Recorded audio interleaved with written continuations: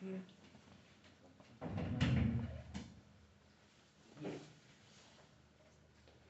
Vamos a ver ahora lo que vienen a ser las diferentes hormonas que se secretan a nivel de la corteza suprarrenal. Se las conoce como hormonas córtico-suprarrenales. Se olviden que la glándula suprarrenal histológicamente está dividida en lo que viene a ser una corteza y una médula. La secreción que viene de la médula ya la habíamos visto antes. Es la médula de la corteza suprarrenal que se encarga de producir propiamente lo que es la noradrenalina, que genera las funciones del sistema nervioso autónomo, el sistema simpático principalmente, junto con lo que viene a ser la respuesta de alarma o de estrés. En cambio, la corteza de la glándula suprarrenal es la que se va a encargar de producir lo que se conocen como las hormonas córtico-suprarrenales. La corteza va a estar dividida en 3 porciones, donde las cuales se van a producir estas hormonas, generando primero lo que vienen a ser los mineralocorticoides. El principal de estos es la aldosterona. Los glucocorticoides, el principal es el cortisol. Y luego también se producen dentro de lo que viene a ser la corteza suprarrenal andrógenos. Estamos hablando de testosterona y sus formas similares. Estas se van a producir en las diferentes capas que tiene la corteza suprarrenal. Desde la capa más externa a la más interna vamos a tener en primer lugar la zona glomerular, que es la parte más externa de la corteza suprarrenal, y que se encarga principalmente de la producción de lo que vienen a ser los mineralocorticoides, ya que solo en estas células de la zona glomerular vamos a encontrar lo que viene a ser la enzima aldosterona sintetasa, que es la que se encarga de permitir la transformación del colesterol y otras formas directamente en lo que viene a ser la aldosterona. Estas células pueden estar controladas por la angiotensina 2 y los niveles de potasio en el torrente sanguíneo.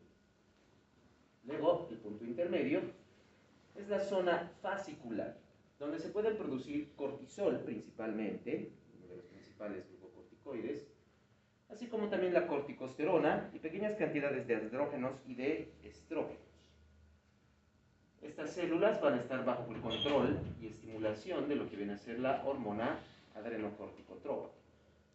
Luego tenemos la capa más profunda de la corteza suprarrenal, que viene a ser la zona reticular, donde principalmente se producen andrógenos, siendo estos principalmente la deshidroepiandrosterona y la androstenodiona. Igual, estas células van a estar controladas por la hormona adrenocorticotropa. Todas estas hormonas suprarrenales son propiamente hormonas esteroideas, son hormonas derivadas del colesterol. Por eso también se las conoce como corticoesteroides. Como pueden ver, la síntesis proviene directamente desde el colesterol, el cual en primer lugar, debido a una enzima conocida como la colesterol desmolasa, va a transformarse en la pregnenolona.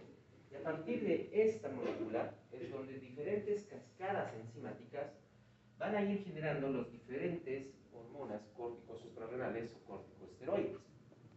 De la pregnenolona se puede obtener en primer lugar, de forma directa, lo que viene a ser la progesterona, y luego va transformándose hasta generar lo que es la aldosterona.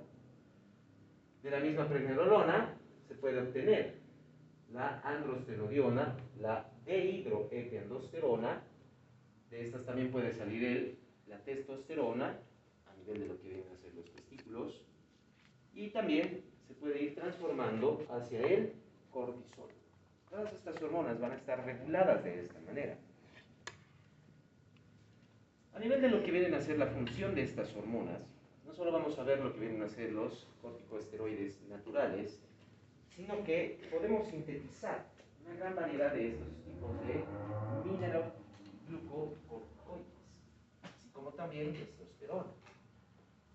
Cada una de estas hormonas, como son bastante similares en su estructura, todas derivan del colesterol, pueden tener funciones bastante amplias. Pero, veamos bien, el cortisol, por ejemplo, tiene una amplia función como glucocorticoide y podríamos decir que tiene casi la misma función como mineralocorticoide. En cambio, la aldosterona tiene muy poca función como glucocorticoide, pero sí actúa bastante ampliamente como mineralocorticoide. Entre lo que deben ser las diferentes variaciones, como la corticosterona, la desoxicorticosterona o la de hidroepialdosterona, cada una va a tener también un grado diferente de actividad, pero no van a poder superar lo que viene a ser el cortisol y la aldosterona dentro de lo que vienen a ser sus funciones, tanto como glucocorticoides o como mineralocorticoides. Sintéticamente nosotros tenemos una gran variedad de estas formas de hormonas. Por ejemplo, tenemos la cortisona, la prednisona, la metilprednisona, la dexametasona, el 9-alfa-fluorocortisol, que utilizamos principalmente como glucocorticoides. Vamos a ver el por qué es necesaria estas funciones. Aquí podemos ver, por ejemplo, la dexametasona es inclusive mucho más activa como glucocorticoide que el mismo cortisol.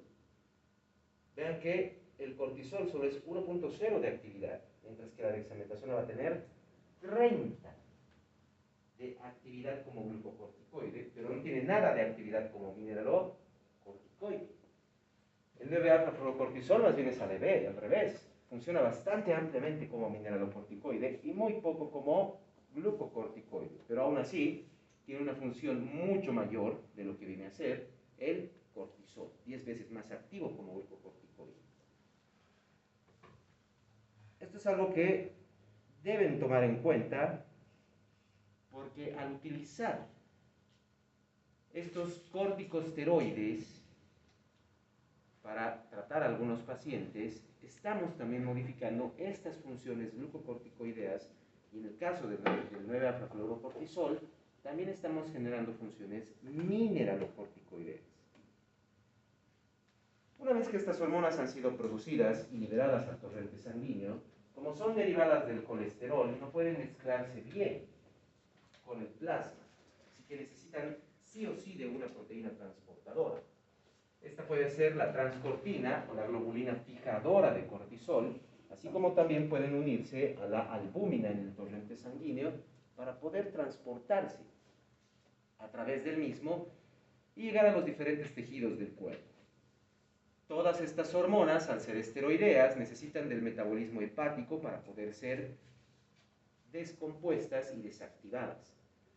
Sus metabolitos resultantes pueden ser eliminados a través de la vía digestiva, mediante la bilis, o también a través de la vía renal, como la mayoría de las hormonas esteroideas, que incluye todo lo que viene a ser la progesterona, los estrógenos, así como también los diferentes andrógenos. En cuanto a lo que viene a ser la función de estas hormonas, empezaremos con la función de los mineralocorticoides. No nos olvidemos que es la aldosterona la que principalmente va a generar estas funciones. De hecho, la aldosterona es la responsable del 90% de las funciones mineralocorticoideas de nuestro cuerpo. Su función principal es la de aumentar los niveles de sodio en el torrente sanguíneo, para lo cual aumenta la resolución tubular de sodio, puede generar un aumento en la secreción tubular de potasio. La aldosterona, si bien puede estimular las células de los túbulos renales para que absorban mayor cantidad de sodio, no nos olvidemos que junto con el sodio también va a haber una gran absorción de agua. Al mismo tiempo, incrementan la excreción renal de potasio, elevando el sodio en el torrente sanguíneo y disminuyendo más bien los niveles de potasio. De igual manera, junto con el potasio, se va a eliminar una gran cantidad de hidrógeno a través del sistema urinario, tratando de mantener un equilibrio no solo a nivel de los electrolitos del sodio y el potasio, sino que también puede modificar el estado ácido-base del torrente sanguíneo, pH. Como les decía, a medida que se va absorbiendo sodio, no olvidemos que tiene un efecto osmótico, va a generar una gran cantidad de absorción de agua. Esto provocaría entonces un incremento del volumen circulatorio, generando entonces un aumento en la presión arterial. ¿Recuerdan de fisiología 1? El sistema renina-angiotensina, ¿qué más es? Exacto. Se activa casi principalmente perdón, por los niveles de la presión arterial, las concentraciones de sodio y de potasio en el torrente sanguíneo. También puede ser activada por el estímulo de la angiotensina 2, generando mayor liberación de aldosterona por parte de la corteza suprarrenal, dando entonces un incremento de la presión arterial mediante el sistema renina-angiotensina-aldosterona. Cuando tenemos una liberación constante y elevada de aldosterona, esto puede provocar que los riñones reabsorban demasiado sodio y agua, generando entonces un incremento en la presión arterial más allá de los límites fisiológicos, generando propiamente entonces una hipertensión. Cuando hay un exceso de secreción de aldosterona, vamos a tener hipertensión por esa absorción de sodio y agua.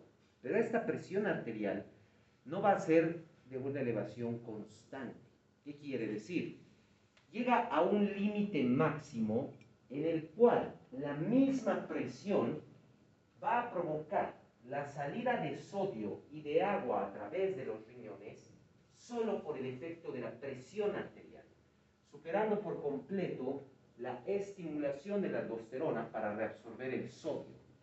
A esto se lo conoce como el escape de aldosterona y se encarga de normalizar y regular la presión arterial en caso de que haya una secreción elevada de aldosterona.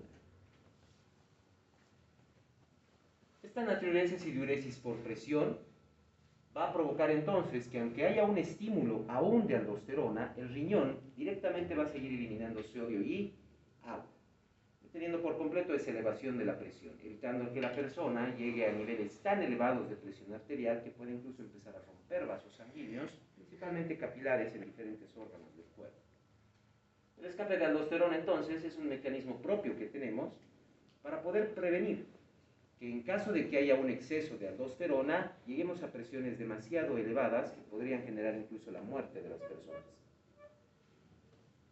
Puede generar también, como está eliminando, mejor dicho, absorbiendo gran cantidad de sodio y agua, va a generar una eliminación también excesiva de potasio, pudiendo generar una hipopotasemia. Y ya saben que va a generar una debilidad muscular, ya que sin el potasio los músculos no van a poder repolarizarse adecuadamente y estos van a quedar en cierto grado de contracción muscular, generando una debilidad. Además, no solo va a actuar sobre los túbulos renales, la aldosterona también puede actuar sobre otras glándulas del cuerpo, también para la movilización del sodio y el potasio, incluyendo estas, lo que vienen a ser las glándulas salivales, las glándulas sudoríparas y muchas glándulas intestinales. De esta manera controlando no solo los niveles de sodio y de potasio a nivel renal, sino también modificando estos niveles a nivel de lo que viene a ser el resto del cuerpo. La aldosterona actúa directamente a nivel de las células tubulares sobre lo que viene a ser el receptor mineralocorticoide mR. Como ustedes pueden ver aquí en primer lugar, cuando no existe la aldosterona, va a haber una gran transformación a nivel de lo que viene a ser el ARN mensajero, generando una activación enzimática en las células tubulares renales que van a bloquear propiamente lo que viene a ser la absorción de sodio. Pero la aldosterona bloqueará esta función, bloquea junto con este receptor, va a ir bloqueando por completo lo que viene a ser esta formación de AMP cíclico y de ARN mensajero, deteniendo entonces la bomba de sodio y potasio a nivel de las células renales, permitiendo que el sodio permanezca dentro del cuerpo y que se vaya eliminando más bien el potasio. De esta forma es como actúa la aldosterona. Ya habíamos visto anteriormente, o mejor dicho, ya lo vieron en Fisiología 1. ¿Recuerdan los diuréticos ahorradores de potasio? Como lo que viene a ser la espironolactona y otros. Van a actuar bloqueando el receptor mineralocorticoide mR, bloquean el estímulo de la aldosterona para la reabsorción de sodio, generando entonces que estas células dejen de reabsorber sodio y empiece a eliminarse gran cantidad de este. Junto con el sodio se va a eliminar el agua, por eso funcionan como diuréticos. La secreción de aldosterona, por lo tanto, está regulada casi de forma directa por las concentraciones de sodio y de potasio en el cuerpo y también por los niveles del sistema renina-angiotensina-aldosterona. Siempre que hay una disminución de la presión arterial, se va a liberar renina. La renina genera la formación de angiotensina 1, la cual luego se transforma en el pulmón en angiotensina 2.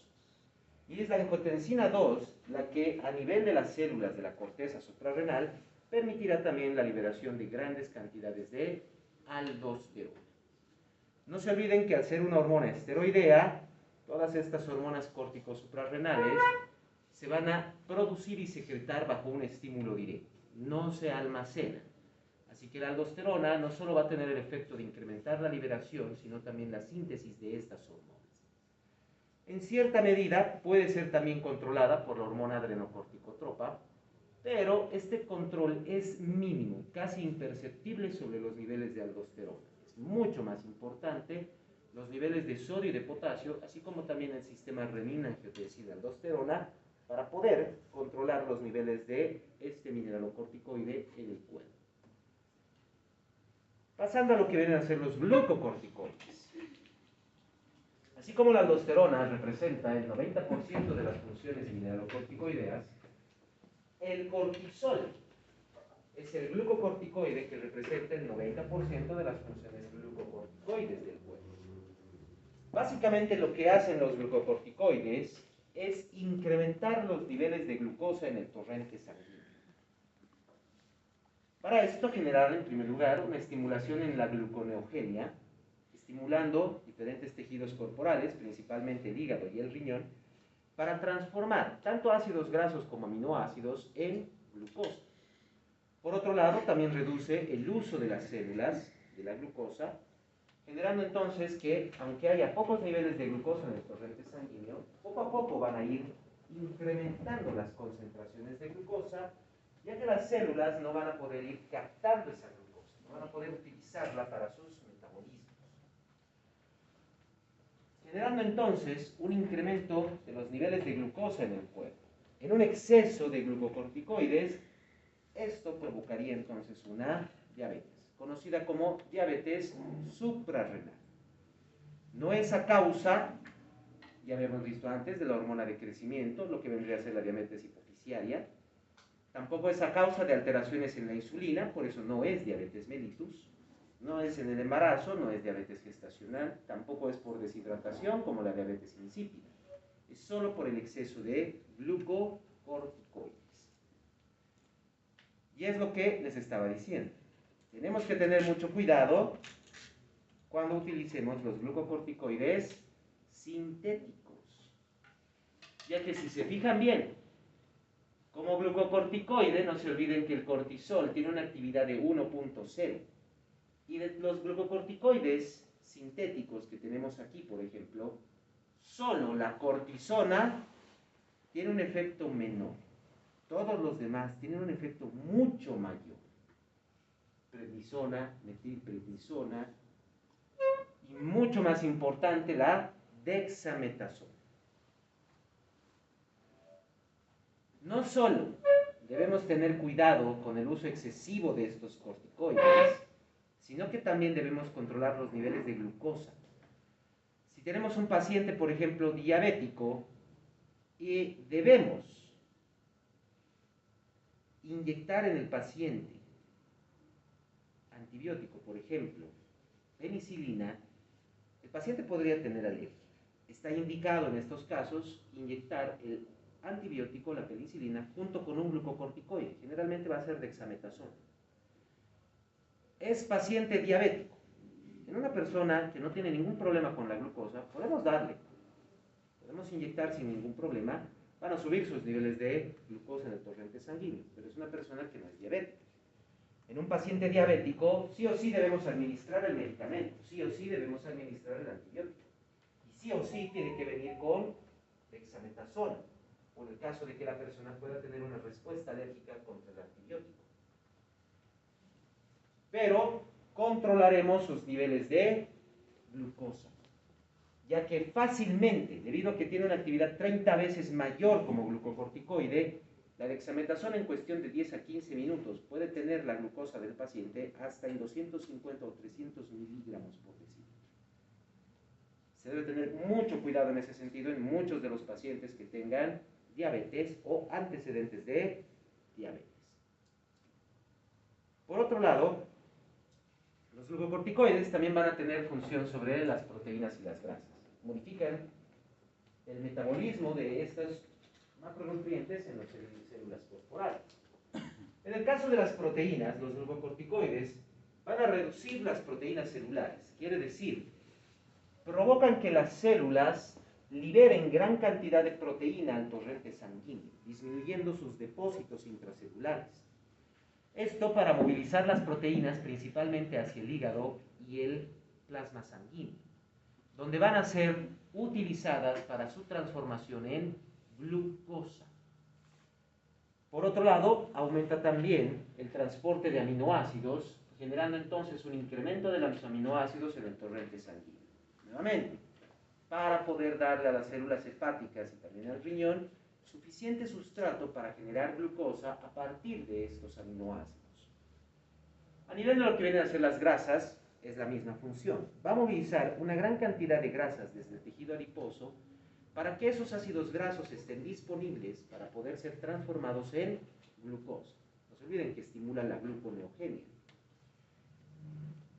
Al elevar los ácidos grasos en sangre, muchos de ellos van a poder transformarse fácilmente en energía, incrementando entonces la energía del cuerpo, porque estos van a transformarse, la mayoría en ATP y en glucosa. Pero, paradójicamente, no moviliza los ácidos grasos de todo el tejido adiposo del cuerpo. Si bien puede eliminarlos o reducirlos de gran parte del cuerpo, el cortisol permite que se acumulen los ácidos grasos a nivel de lo que viene a ser el cuello y la cara de la persona. Todo lo demás va a empezar a reducir la cantidad de tejido adiposo. Pero en el cuello y el rostro se pueden acumular más bien mayor cantidad de grasas, provocando entonces, cuando hay un exceso de glucocorticoides, lo que se conoce como el cuello de búfalo, cuando se acumula en gran cantidad a nivel del cuello, y la cara de luna llena. Estamos hablando, por ejemplo, personas que pueden tener el cuello bastante abultado, y eso se debe principalmente a una acumulación de tejido adiposo. O la cara de luna llena. La acumulación de tejido adiposo en el rostro va a provocar que el rostro de la persona, en vez de tener esa facción más ovoide, va a tener más bien una estructura mucho más redonda. Básicamente como si fuera una cara en la luna. Por eso se lo conoce como cara de luna llena. ¿Puede explicar nuevamente esta parte de por favor? Como estábamos viendo, el cortisol va a movilizar las grasas del tejido adiposo, va a empezar a eliminarlas. Pero hay una parte del cuerpo donde no genera la eliminación, más bien permite que se acumule el tejido adiposo. Esto es a nivel del cuello y a nivel de la cara, provocando que haya un abultamiento en el cuello, básicamente como en los búfalos, por eso se llama cuello de búfalo, o si se acumula a nivel del rostro, en vez de que el rostro de la persona tenga esa forma ovoide que normalmente debe tener, va a tener una estructura mucho más redondeada, debido a la acumulación de tejido adiposo. Eso es la cara de una llena. Pero no es la única función que van a tener los glucocorticoides. Tienen una amplia función sobre lo que viene a ser el estrés y la inflamación. Y esta es la razón por la cual nosotros utilizamos principalmente los glucocorticoides. No los utilizamos por funciones mineralocorticoideas o glucocorticoideas, sino los utilizamos como por sus funciones antiinflamatorias. El estrés va a provocar, ya sea mediante el estrés directo o señales químicas, todas van a llegar hacia el hipotálamo, van a provocar que se empiece a liberar corticoliberina, que luego va a estimular la adrenocorticotropa a través de sus funciones. estas hormonas van a provocar un aumento del cortisol. Las señales que pueden estimular van a ser propiamente el trauma, la infección, señales de calor o frío intenso, no estoy hablando de simplemente el frío, por ejemplo, que ahora pueden estar sintiendo, o el calor que puedan sentir cuando estén a mediodía bajo el sol, etc. Estamos hablando de temperaturas extremas. Noradrenalina o estimulantes simpáticos, cirugía, presencia de toxinas o enfermedades debilitantes en el cuerpo. Estos estímulos van a generar una movilización de ácidos grasos y de aminoácidos mediante el cortisol para poder incrementar la glucosa en el torrente sanguíneo, lo que se traduce en energía disponible para el cuerpo. No nos olvidemos que en cualquiera de estas situaciones que hemos visto, en la mayoría de los casos se necesita primero energía para reconstruir los tejidos dañados, como en el caso del trauma, las cirugías. También necesitaremos energía para poder aumentar nuestro metabolismo en el caso del frío extremo, para poder recuperarnos en el caso del calor extremo, e inclusive para poder tener una buena cantidad de energía durante la respuesta de alarma o estrés mediante la noradrenalina o cualquier otro simpático mimético, generando de esta manera una disponibilidad energética inmediata en el cuerpo. Esa energía no solo es necesaria para poder movilizarnos, sino es necesaria para nuestras células para poder regenerar los tejidos y recuperarse. Como antiinflamatorio, los glucocorticoides, en primer lugar, estabilizan las membranas lisosómicas, evitando que las propias células empiecen a destruirse. Una célula dañada puede liberar sus lisosomas, empezando una destrucción celular, generando propiamente lo que es la apoptosis. Y no nos olvidemos que cuando se destruyen las células, va a activarse el metabolismo del ácido araquidónico a nivel de las membranas celulares. Y esto provocará la liberación de prostaglandinas, así como también de mediadores químicos de la inflamación. Al estabilizar estas membranas lisosómicas, los glucocorticoides van a evitar que las células se destruyan y van a reducir esos mecanismos inflamatorios.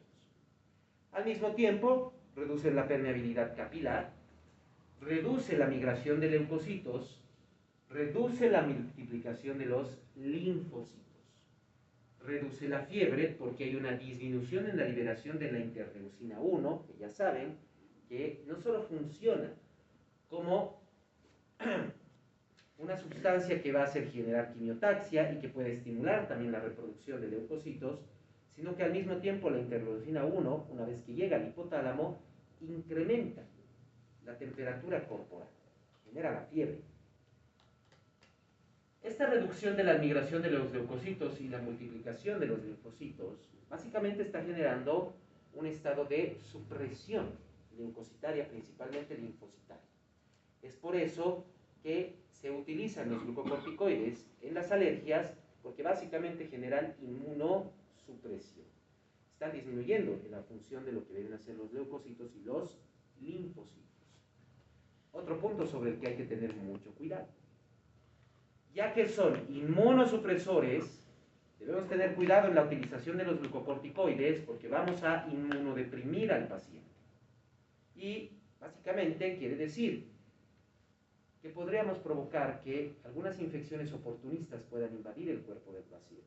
Esto en el caso de que utilicemos corticoides por un largo periodo de tiempo. Utilizarlo una o dos veces, como en el caso que les había dado, de darle a un paciente una inyección de penicilina junto con un corticoide, no va a generar inmunosupresión, ya que si bien va a controlar la respuesta alérgica en caso de que la persona la tenga, eventualmente luego desaparece el corticoide y no va a mantenerse por un mayor periodo de tiempo. Por lo tanto, el sistema inmunológico puede volver a activarse sin ningún problema.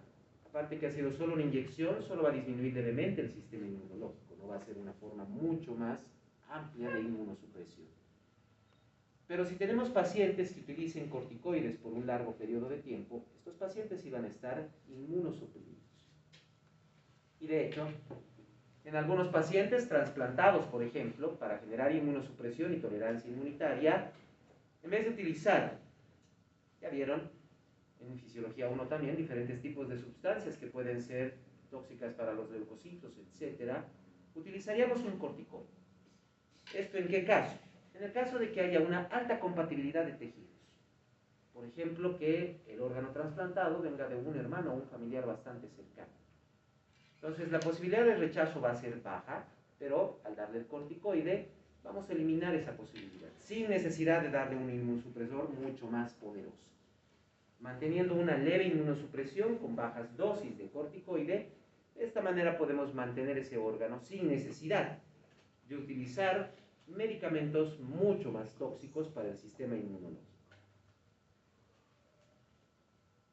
No nos olvidemos que si bien tienen una amplia función los corticoides, médicamente que los utilizamos como antiinflamatorios, que los utilizamos para las situaciones de alergia, siempre debemos tener cuidado con los niveles de glucosa, porque van a elevarse.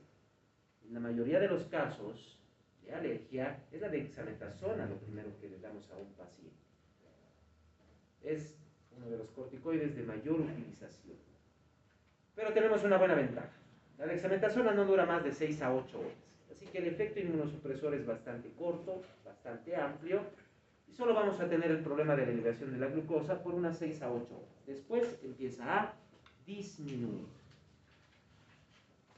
No nos olvidemos además, estos mismos estímulos que pueden generar un aumento del cortisol pueden ser también básicamente estímulos que eventualmente también pueden provocar diabetes en los pacientes. Personas que tengan historial familiar de diabetes, así como también pacientes que hayan tenido problemas con la glucosa anteriormente o tengan algún problema con la hormona de crecimiento u otras funciones que aumentan los niveles de glucosa, por ejemplo en el embarazo, elevados niveles de cortisol pueden desencadenar también una diabetes. Pueden hacerlo. Hay que tener mucho cuidado con estos pacientes.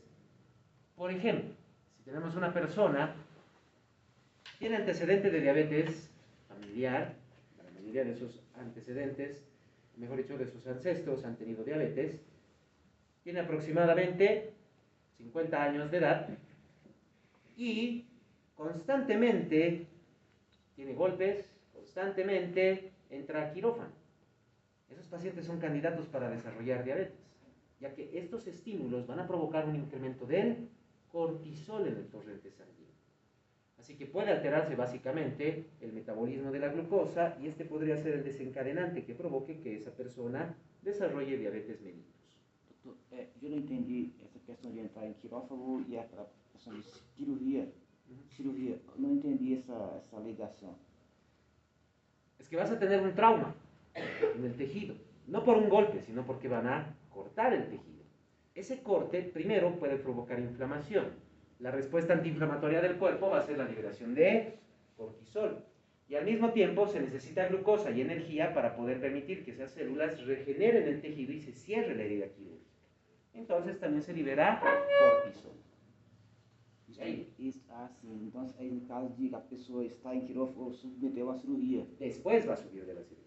Sim, então você tem que usar algumas medicações que podem levar a esse nível. En realidad no se puede hacer nada porque no podemos bloquear el cortisol. No podemos bloquear.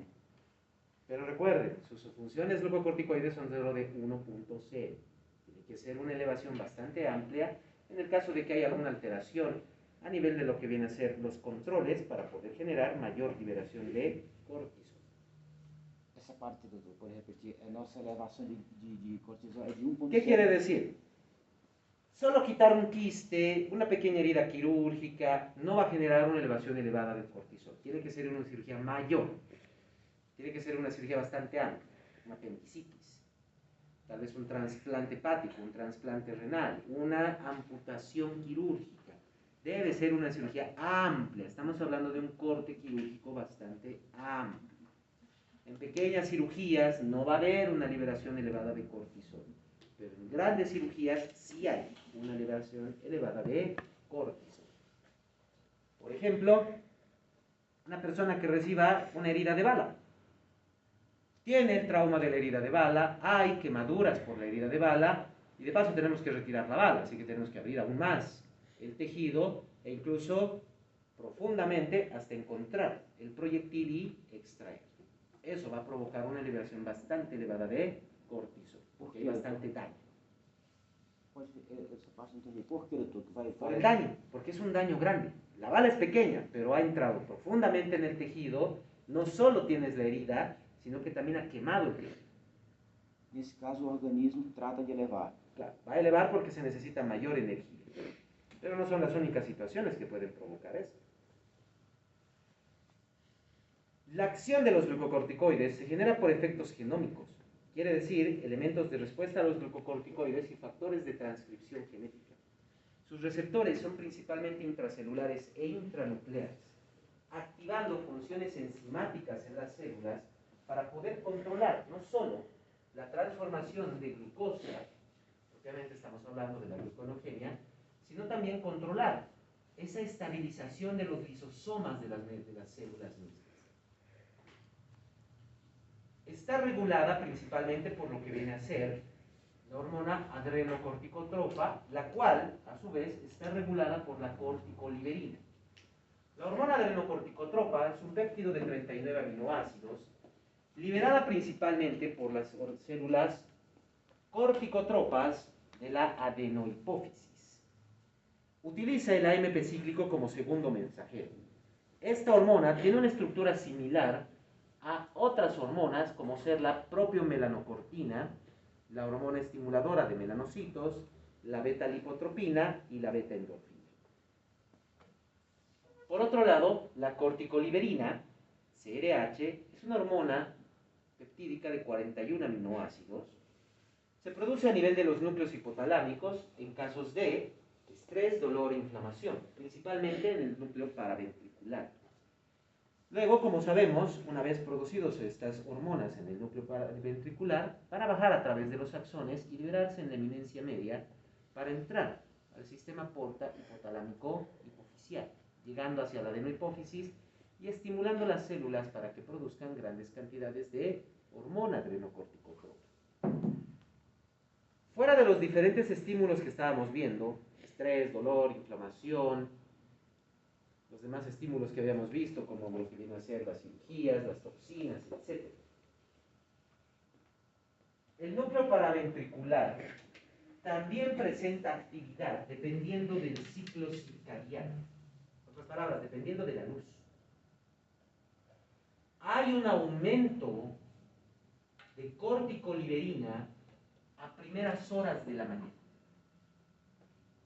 Cuando nosotros despertamos, nuestro cuerpo necesita energía.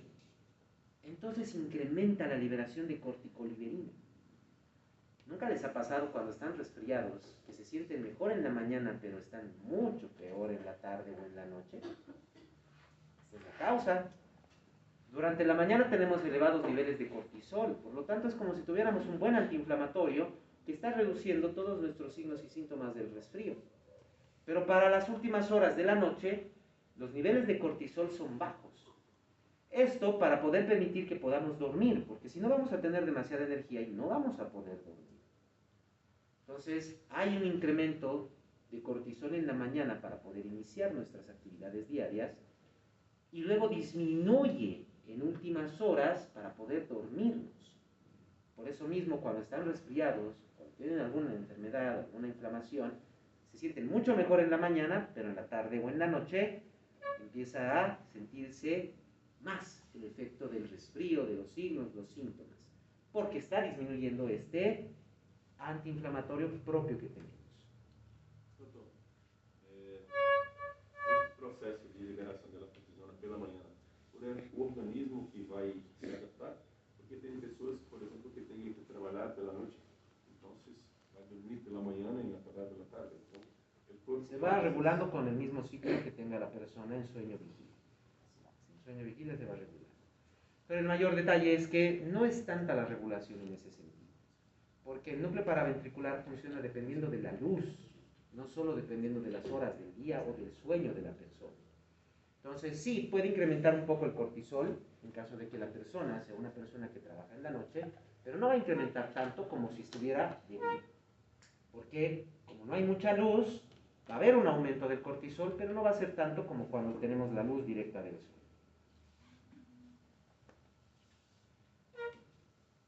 Los andrógenos. Estos son la deshidroepiandrosterona, la androstenodiona, así como también pequeñas cantidades de estrógenos y de progesterona.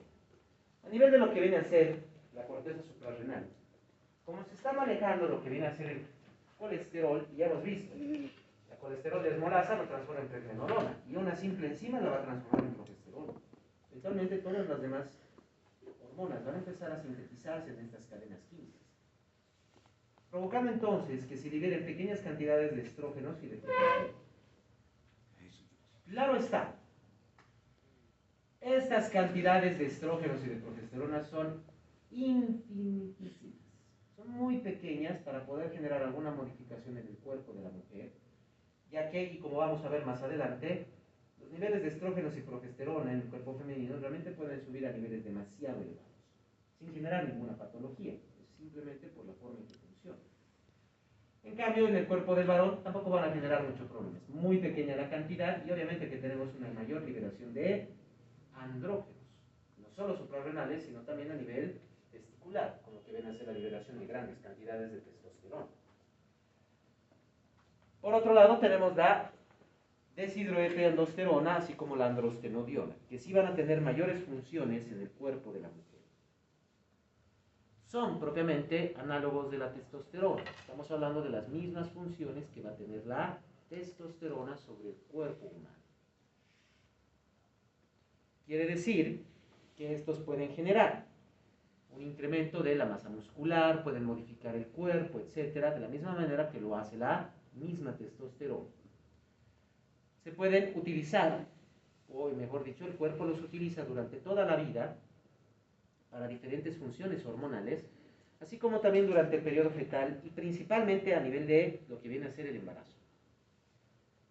En el cuerpo del varón, los andrógenos suprarrenales realmente no van a tener mucha efectividad, ya que la testosterona es bastante alta, en condiciones normales.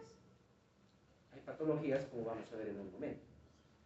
En el cuerpo de la mujer tampoco van a tener mucho efecto porque los niveles de testosterona, de andrógenos, van a ser bajos comparados a los niveles de estrógenos y de progesterona. Pero sí tienen una amplia función en el cuerpo de la mujer durante el embarazo, ya que para el embarazo son necesarias grandes cantidades de estrógeno y de progesterona para mantener el embarazo y para poder generar lo que viene a ser el desarrollo, no solo del útero, sino también de las glándulas mamarias para la lactancia. Pero, y aquí está el punto importante, los estrógenos y la progesterona que se producen a nivel de los ovarios son insuficientes. Son insuficientes para mantener el embarazo. Y no estoy hablando de que se produzcan a nivel de los folículos, sino se producen a nivel del cuerpo lúteo. Vamos a ver todo eso más adelante, no se preocupen. Pero una vez que ya está formada la placenta es la que se va a encargar de producir altos niveles de estrógeno y progesterona para mantener el embarazo. Pero la placenta no puede producirlas de forma directa desde el colesterol como lo hacen las células a nivel de los ovarios. La placenta produce estrógenos y progesterona a partir de los andrógenos suprarrenales. Es por eso que en el embarazo hay efectos virilizantes en el cuerpo de las mujeres embarazadas.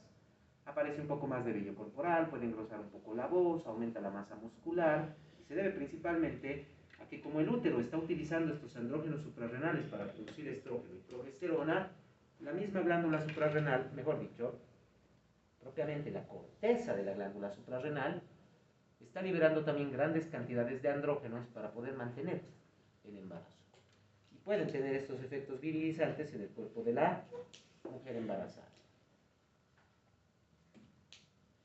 En cuanto a las patologías, primero empezaremos con lo que viene a ser la hipofunción o insuficiencia córtico-suprarrenal, también conocida como enfermedad de Addison.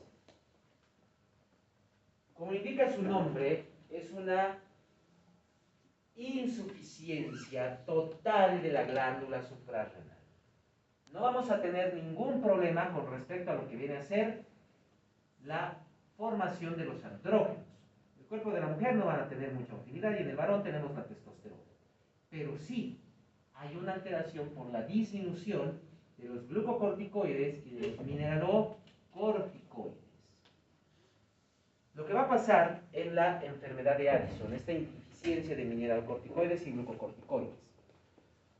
Sin aldosterona no se absorbe sodio y se elimina potasio. Por lo tanto, tendríamos hiponatremia e hiperpotasemia. Va a disminuir los niveles de sodio del torrente sanguíneo y más bien se va a tratar de mantener gran cantidad de potasio dentro del cuerpo, alterando por completo los potenciales de acción. Sin sodio no se activan adecuadamente y con la hiperpotasemia muchos de los umbrales más bien van a alejarse de sus estímulos. Va a provocarse entonces una disminución de las funciones de muchos de los potenciales. Esto puede provocar disminución de la frecuencia cardíaca, que no se olviden, junto con la eliminación del sodio, va a provocar liberación de gran cantidad de agua. Muchos de los pacientes con enfermedad de Addison tienen hipotensión. Puede provocar al mismo tiempo también debilidad muscular, la hiperpotasemia. Como junto con el potasio se elimina el hidrógeno del riñón y no se está eliminando potasio, se está reteniendo gran cantidad de hidrógeno en el cuerpo, generando una acidosis metabólica. No hay glucocorticoide, por lo tanto los niveles de glucosa siempre van a estar bajos. Además, recordemos lo que les estaba explicando hace un momento. La hormona adrenocorticotropa tiene estructura similar a lo que viene a ser la propia melanocortina y la hormona estimuladora de los melanocitos. Cuando tenemos enfermedad de Addison, disminuyen los glucocorticoides y los mineralocorticoides. Y por el sistema de retroalimentación negativa va a liberarse corticoliberina en gran cantidad y esto va a provocar la liberación de grandes cantidades de hormona adrenocorticotropa, que como tiene la misma función que estas otras dos hormonas que estimulan la formación y función de los melanocitos, básicamente aparece lo que se conoce como pigmentación melánica. Hay una acumulación de melanina en diferentes partes del cuerpo, haciendo que diferentes partes del cuerpo empiecen a oscurecerse por esa acumulación de melanina. Y que se ve mucho más evidente a nivel de las palmas de las manos, que empiezan a tornarse más oscuras, las plantas de los pies, e incluso empieza a acumularse melanina a nivel de las encías, generando una coloración mucho más oscura de estas áreas. Esa es la pigmentación melánica. Y a nivel del rostro de la persona, esto va a provocar que exista lo que viene a ser la pigmentación en forma de alas de mariposa. Como hay una estimulación de los melanocitos, y fíjense bien, palmas de las manos, encías, plantas de los pies, no les llega el sol, pero tienen una acumulación de melanina. ¿Qué creen que va a pasar con aquellas partes del cuerpo que sí están expuestas al sol? Van a acumular mayor cantidad de melanina. Y a nivel del rostro, el mismo lugar donde, cuando ustedes se queman con el sol, es el mismo lugar donde va a aparecer esta melanina. Todo lo que es la pirámide nasal y los pómulos, generando lo que viene a ser una pigmentación de la nariz y de los pómulos, lo que se conoce como pigmentación en alas de mariposa.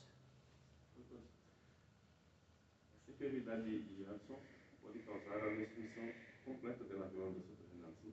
Por ese motivo, ¿no? En muchos casos puede ser por destrucción de la glándula suprarrenal, pero en otros casos es porque la glándula ha tenido algún tipo de lesión, por ejemplo por hipoxia o alguna otra alteración que ha provocado que tanto la zona glomerular como fascicular se destruyan o se dañen. Entonces disminuye la producción tanto de mineralocorticoide como de glucocorticoide. Já vou falar que pessoas chegam a falecer pela destruição da glândula suprarrenal, pela liberação de glucocorticoides. Sí, pero también, y eso es importante, pero también el uso de glucocorticoides nos puede provocar enfermedad de Addison. Si utilizamos glucocorticoides dexametasona, prednisona, metilprednisona, hidrocortisona, etc., por un largo periodo de tiempo, no se olviden que es un sistema de retroalimentación negativa. Si ya le damos a un paciente glucocorticoide, la retroalimentación negativa va a provocar que no se libere ninguna de estas hormonas. Y si es por un largo periodo de tiempo, la corteza suprarrenal deja de funcionar y empieza a ser reemplazada por tejido fibroso. Quitamos el glucocorticoide y la persona ya está en insuficiencia suprarrenal. Vamos a tener que seguir dándole esa dexametasona o esa hidrocortisona permanentemente. Por eso les decía que hay que tener cuidado con el sistema endocrino. Y utilizamos estas hormonas de forma constante. No quiere decir que no debamos usar los corticoides. Son importantes, son nuestra única defensa contra una alergia. Es el único medicamento que realmente detiene una reacción alérgica. Pero quiere decir que debemos saber utilizarlos. Una vez o dos veces no pasa nada.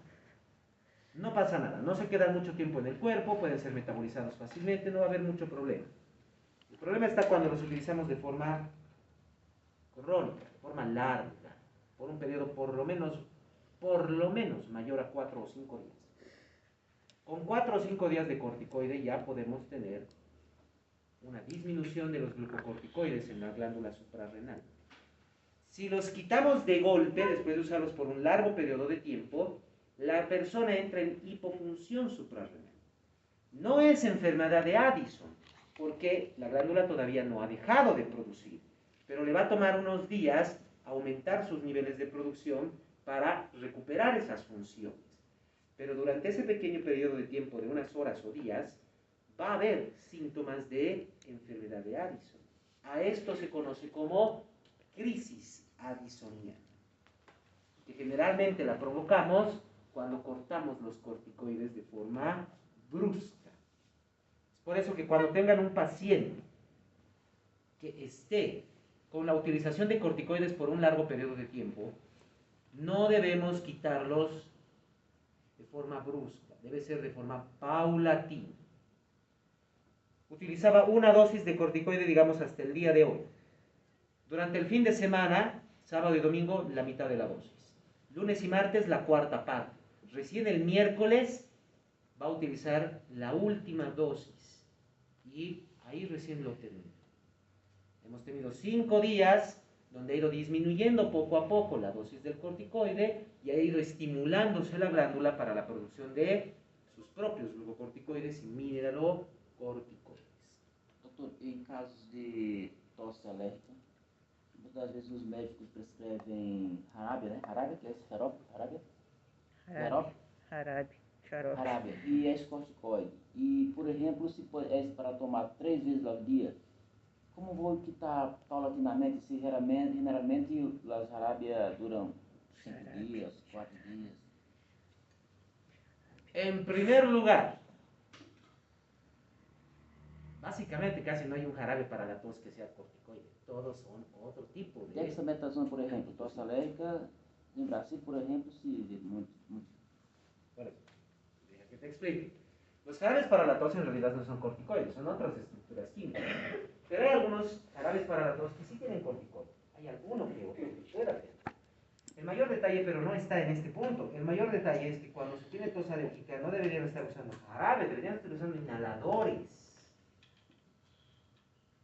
Porque si es una tos alérgica, el antitusivo, lo que viene a ser por ejemplo el dextrometorfano, la codeína, etc., mucho efecto no van a poder generar. Sí pueden cortar la tos, pero estamos hablando de una situación alérgica, es una inflamación.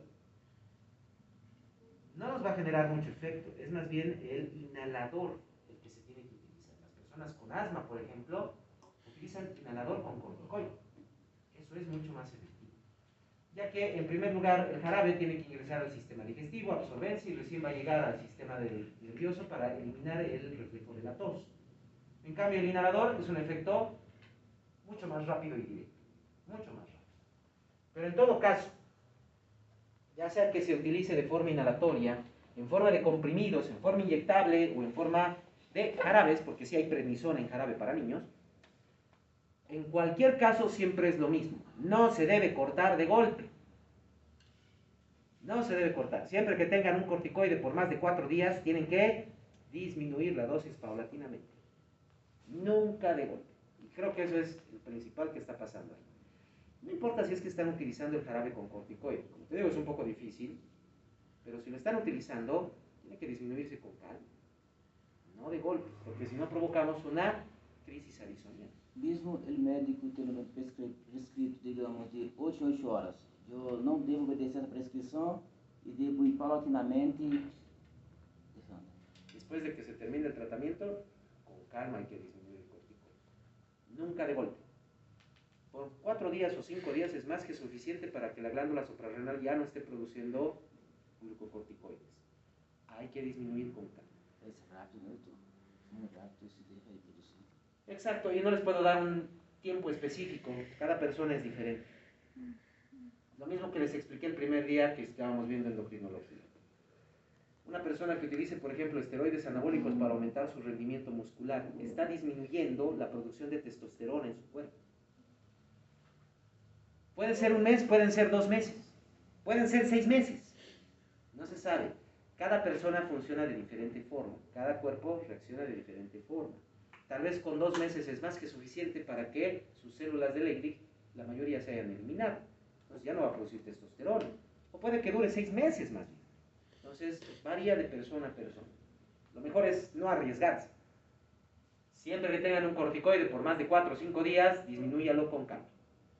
Puede que no le provoque crisis arisoniana con 4 o 5 días, pero a otras personas puede que sí ya les provoque con 4 a 5 días. Mejor estar en el lado seguro y disminuir a todos con calma el corticoide cuando lo utilice. Doutor, esta regra de fazer o regresso paulatinamente para a testosterona, no caso dele que utiliza para ampliar os músculos, também é válido? No. Ahí no es válido. Porque la inyección de testosterona no es todo el tiempo, esas personas solo se inyectan una vez al día o una vez o 2 a la semana, nada más. Pero ya están alterando la producción de las células de Leydig. Ya están alterando. No se olviden que en el testículo las células de Leydig son solo el 20% de la masa testicular. Es muy poco, Y que se dañe solo una tercera parte de eso ya disminuye ampliamente la producción de testosterona. Ya disminuye. Mas eu estou no testículo, pode repetir, e el testículo solamente 20%. Pero eso lo han visto en histología, 20% de la masa testicular son las células de Leydig, las productoras de testosterona. Doctor, una consulta. El uso de estos los jarabes para la tos o los Corticoides. corticoides en general, ¿no? ¿Puede generar tal vez algún tipo de urticaria? ¿Urticaria? No, más bien lo que hacen es eliminar las alergias. Pero en un exceso no. En un exceso pueden ser tóxicos, sí, pero generar urticaria no, porque la urticaria es una alergia. Es una alergia. Exacto. Son antialérgicos porque son inmunosupresores. No se olviden que son inmunosupresores. Entonces no va a generar. Pero si ves a una persona que con el corticoide tiene partes rojas en la piel, eso no es urticaria, eso es toxicidad. Eso es toxicidad. Lo que está provocando más bien es toxicidad del corticoide. Pero no es alergia. ¿Eso por qué se puede deber las manchas rojas? El efecto tóxico del corticoide. Es que ya está llegando a un punto en que está empezando a volverse tóxico para el paciente. Está llegando a ese punto. Não é seguro, porque eu já escutei também alguém dizer que corticoide produz alergia. E me quedei assim meio assustado. Pues es que no es. No va a haber una persona en el planeta que Sí. sea alérgico al corticoide. Sí, Porque una persona que sea alérgico al corticoide quiere decir que está atacando su propia glándula suprarrenal. No se olviden que la alergia es una reacción del sistema inmunológico. Y si una persona se vuelve alérgica al corticoide, estaría atacando su propio cortisol y su propia glándula suprarrenal. No va a generarse. No hay alergia para el corticoide. O No va a el haber. compuesto tal vez que pueda tener el jarabe o los glucocorticoides que se inyectan. Es que ya está entrando con el corticoide. Por eso colocamos Terbosil con dexametasona, triapen con dexametasona, estoy hablando de penicilina con dexametasona. La persona puede ser alérgica a la penicilina. Y al darle la dexametasona, vamos a disminuir esa reacción alérgica y no va a tener ningún problema. Por eso es que incluso los recipientes no debería haber. No debería generar. Si se genera un eritema, no es alergia, es toxicidad. El eritema, además, no se olviden, no solo proviene de las alergias. Los eritemas pueden venir de varias causas. De varias causas. Tan solo palmeen un rato sobre su brazo y se va a poner rojo. Es un eritema, pero no es una alergia. ¿Y de dónde viene? Porque al hacerlo están rompiendo capilares, por eso va a estar un poco más rojo. Nada más. Nada más. Ahora el otro lado. El exceso de estas hormonas. La hiperfunción córtico suprarrenal, también conocida como síndrome de Cushing. Primero, hay hiperglicemia, lo que viene a ser una diabetes suprarrenal. Hay exceso de cortisol, mucho cortisol eleva demasiado los niveles de glucosa en el torrente sanguíneo. Diabetes. Pero no es diabetes mellitus porque no tiene nada que ver con la insulina. No es diabetes gestacional porque no es con el embarazo. No es diabetes hipoficiaria porque no tiene nada que ver la hormona de crecimiento. Tampoco está deshidratado, por lo tanto tampoco es una diabetes insípida. Es solo por el exceso de cortisol o glucocorticoides y eso es una diabetes suprarrenal. Por otro lado, estos pacientes van a tener el signo de cara de luna llena o el cuello de búfalo. En algunos casos incluso podría generarse las dos alteraciones, cara de luna llena y cuello de búfalo. Hipertensión, porque no se olviden que hay un exceso de aldosterona, lo que incluso va a provocar una hipopotasemia, generando entonces también exceso de contracciones musculares y la disminución de las proteínas corporales. No se olviden que los glucocorticoides movilizan los depósitos proteínicos de las células. Esta disminución de proteínas corporales va a provocar debilidad muscular, ya que inclusive empiezan a perderse fibras de actina y de miosina dentro de los músculos. Puede producir osteoporosis, no se olviden. No, todavía no lo hemos visto, recién lo vamos a ver. A nivel de lo que viene a ser el hueso, tenemos una matriz proteínica sobre la cual se deposita el mineral de calcio para poder generar el hueso. Y disminuye esta matriz proteínica, por lo tanto los huesos se vuelven más débiles. Es una predisposición a la osteoporosis. Y también se generan estrías purpúreas a nivel del cuerpo. También se van a ir generando grandes cantidades de estrías en el cuerpo que tienen un aspecto purpúreo medio café. Y eso es porque se están empezando a romper los vasos sanguíneos, porque está disminuyendo el colágeno, está disminuyendo además las estructuras proteínicas de la matriz extracelular, provocando que los capilares fácilmente puedan romperse. No se olviden que el capilar apenas lo que tiene es endotelio y nada más, lámina basal. Entonces fácilmente pueden romperse estos vasos sanguíneos y van a generarse estos pequeños estrías purpúreas en el cuerpo. Y obviamente, son personas inmunodeprimidas. El exceso de cortisol está inmunodeprimiendo a este paciente. Fácilmente pueden contagiarse de cualquier tipo de infección. A veces no solo van a secretarse un exceso de todas las hormonas córticos suprarrenales. A veces solo hay un exceso a nivel de la zona glomerular, de la corteza suprarrenal. Ya sabemos que la zona glomerular es la productora de aldosterona. Ahí es donde se produce la enfermedad de Cohn, síndrome de Cohn, o también conocido como el hiperaldosteronismo primario, donde el paciente solo va a tener hipertensión, hipopotasemia y alcalosis, por los efectos que ya habíamos visto. Hipertensión porque se reabsorbe gran cantidad de sodio y agua a nivel de los túbulos renales.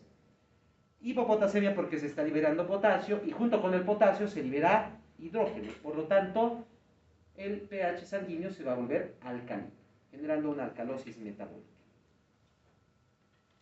Por último, el síndrome adrenogenital. Este se debe a un exceso de liberación de andrógenos por parte de la corteza suprarrenal. Depende el sexo y la edad para ver estas alteraciones.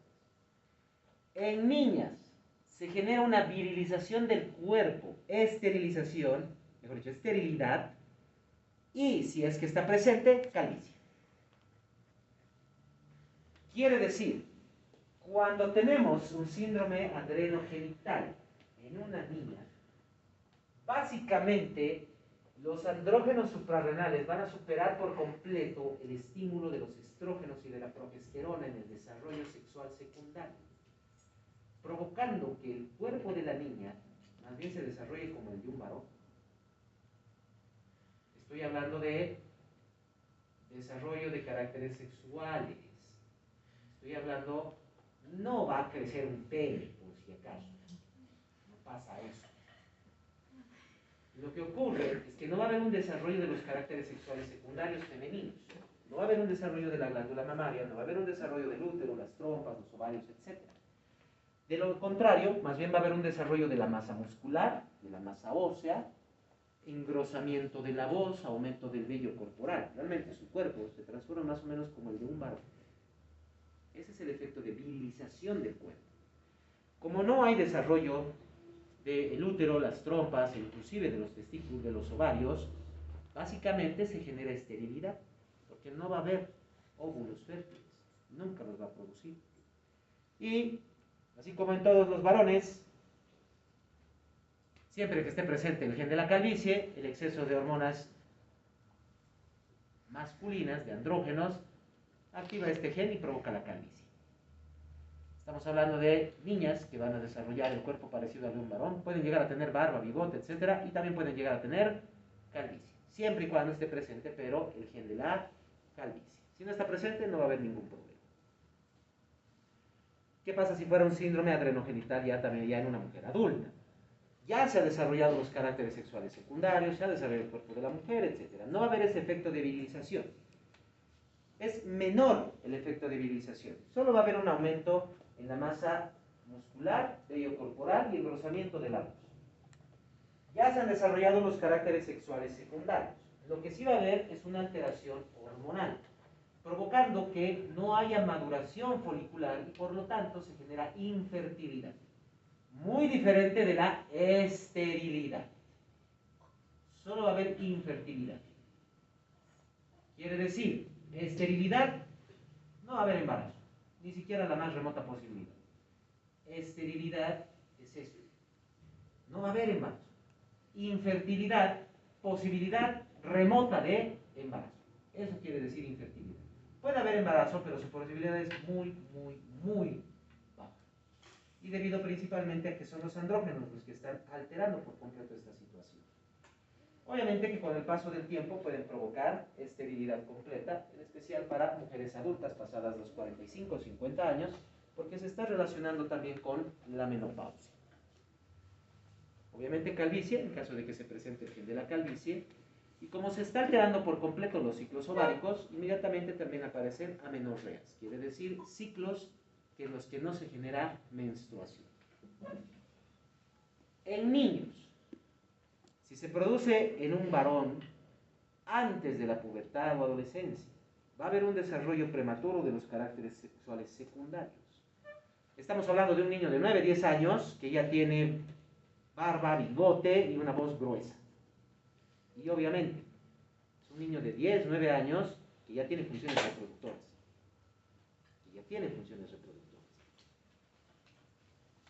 Y en varones adultos, poco o ningún efecto. La corteza suprarrenal nunca va a producir suficientes andrógenos que puedan superar la testosterona que se produce a nivel de los testículos. ¿Qué efectos podríamos tener? Es solo como una persona un varón que secretara un poco más de testosterona. Puede haber un poco más de masa muscular, la voz se puede hacer más gruesa, aumenta el vello corporal y siempre que esté presente el gen de la calvicie, la persona va a tener calvicie. Para todos aquellos que podrían estar pensando que eso es algo bueno, no es algo tan bueno. El exceso de andrógenos produce infertilidad también. No solo produce infertilidad, no se olviden que puede producir básicamente calvicie, siempre y cuando esté presente el gen de la calvicie, sino que al mismo tiempo ese exceso de andrógenos suprarrenales va a provocar que los testículos disminuyan su tamaño. Porque las células de Leydig dejan de funcionar, lo mismo que las personas que utilizan esteroides anabólicos. Disminuye el tamaño de los testículos porque las células de Leydig dejan de funcionar y son eliminadas. Y el testículo puede perder hasta 20% de su masa celular. Así que produce esterilidad, infertilidad y también reducción del tamaño de los testículos. ¿Qué dudas tienen? ¿Qué preguntas tienen?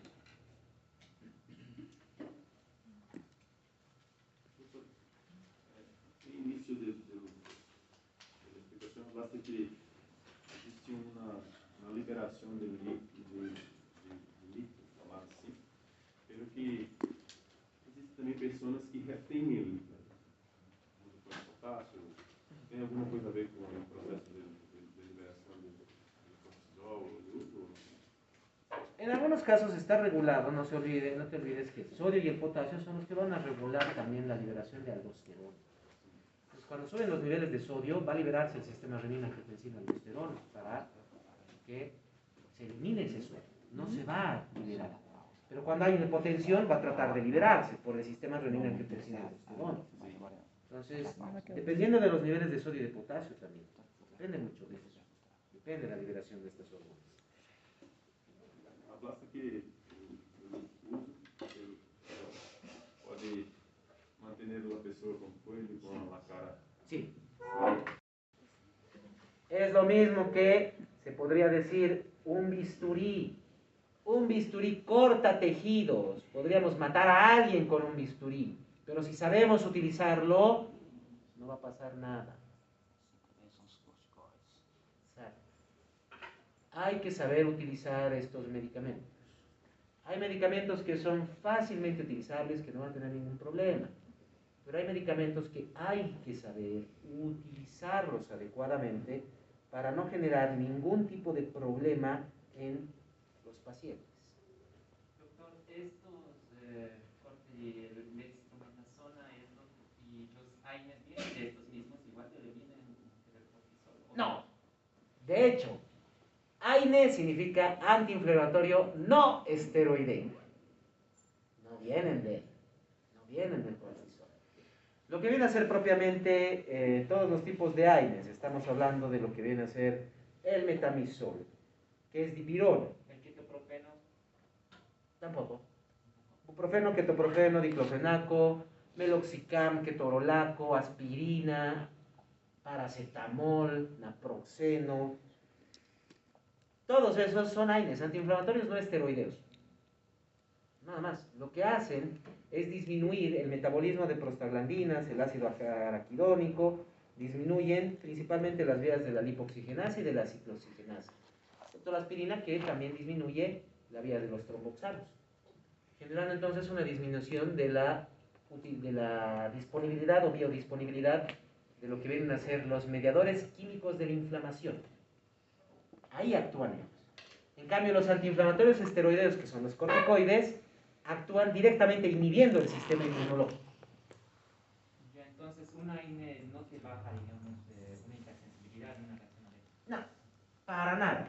Le puedes estar dando, podrías estar queriendo inyectarle a un paciente con alergia, si quieres, dipirona, le puedes colocar dos tabletas de ibuprofeno de 200 miligramos, o inclusive le puedes combinar con diclofenaco y demás, no vas a hacer nada con su alergia. No hacen nada. Y entonces estos podrían ser predisponentes más bien de una alergia, o sea, si les hacen exceso. Sí, hay muchas personas que son alérgicas a los AINES. Mucho cuidado con eso. ¿Qué van a hacer con una persona que es alérgica a un AINE? ¿Qué le van a dar para la fiebre? ¿Qué le van a dar para el dolor? No hay nada. La mayoría de estos medicamentos tienen estructuras químicas similares. Si una persona se vuelve alérgica al diclofenaco, va a ser alérgica al paracetamol, al ibuprofeno, al ketorolaco, al naproxeno. No hay mucho que podamos hacer en ese caso. Va a tener que seguir con su dolor constantemente. A menos que utilicemos opioides. Pero también tienen sus problemas los opioides. Son opioides. Pueden generar adicción. Ahí sí puede haber alergia. Uno puede ser alérgico a los antiinflamatorios no esteroides, pero nunca al corticoide. Y con los opioides, la codeína. Diabetes suprarrenal, Diabetes. cuando se usa en exceso. Porque Diabetes suprarrenal. estimula a produção de Glucosa. De glucosa. Aparte de que disminuye el uso celular de la glucosa. Então a questão é que estimula a produção. Entendi. Doutor, e eu não entendi esse escape aldosterona, doutor. Ah, sí, no te olvides que la aldosterona va a provocar retención de sodio y agua y eso producir hipertensión. Sim. Pero, como lo que pasa en el síndrome de Cohn, sube la presión arterial, pero nunca va a llegar a niveles de romper vasos sanguíneos ni nada, porque hay un nivel de presión donde cuando se alcanza ese nivel, el riñón empieza a liberar sodio y agua en gran cantidad. Natriuresis y diuresis por presión. Ese es el escape de aldosterona y eso es lo que regula la presión. Entendi. Essa é a função que os rins têm de elevar e também de baixar a pressão. O sea, la corteza suprarrenal va a provocar la elevación Uhum. y el riñón va a eliminar el sodio y el agua cuando los niveles de presión son muy elevados. Nada más. Entendi. Beleza, doutor. Obrigado, graças. Bien.